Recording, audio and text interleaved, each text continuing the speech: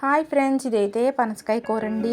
నేను first time చేశానండి, చాలా టేస్టీగా వచ్చింది. ఎలా చేయాలో చూద్దాం. చూడండి, కూర అయితే ఫస్ట్ టైం వండినా చాలా టేస్టీగా ఉందండి. మీరు కూడా ఎప్పుడైనా లేత పనసకాయ అండి బజార్లో అమ్ముతుంటారండి, మీరు కూడా దొరికితే ట్రై చేయండి ఫ్రెండ్స్. హెల్త్కి కూడా చాలా మంచిది.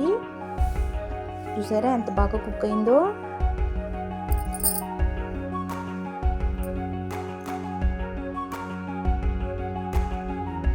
ఎలా చేయాలో చూద్దాం రండి.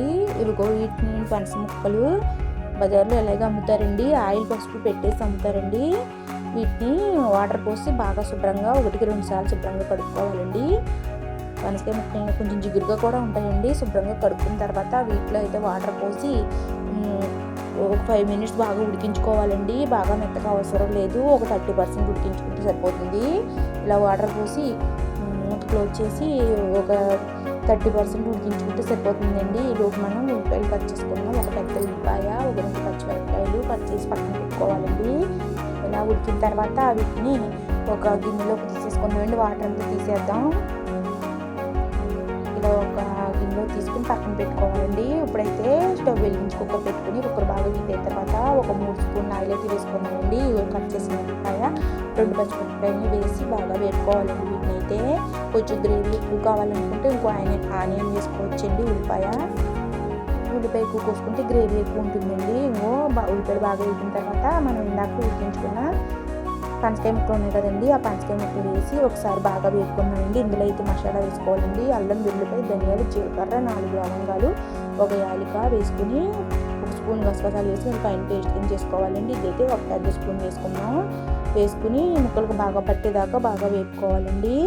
ఇందులోనే మీ రుచికి సరిపడా ఉప్పు వేసుకోండి. నేనైతే 1/2 స్పూన్ వేస్తున్నాను. 1/2 టీ స్పూన్ పసుపు, 1 ఫుల్ స్పూన్ కారం వేసుకుని అలాగే కొంచెం కరివేపాకు కూడా వేసుకుని ఇవన్నీ పనసకాయ ముక్కలు బాగా పట్టేదాకా బాగా వేపుకోవాలండి. ఇందులో ఒక 1/2 గ్లాస్ వాటర్ వేసుకున్నామండి.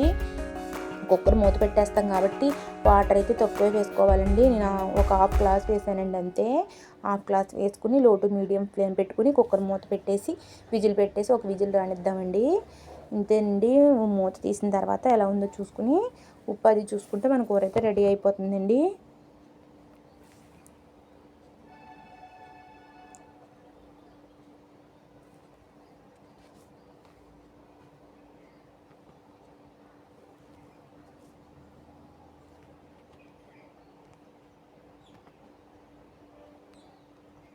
కొద్దిగా వాటర్ ఉన్నట్టున్నాయండి. మళ్ళీ స్టవ్ వెలిగించి ఆ వాటర్ అంతా కూడా